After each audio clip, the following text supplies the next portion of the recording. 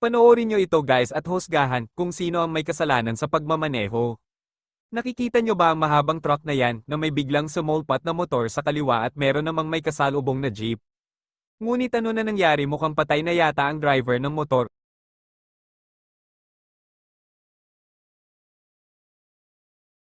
Himala. At buhay pa siya, buti na lang hindi siya na aksidente, lalapitin niya ang driver ng truck.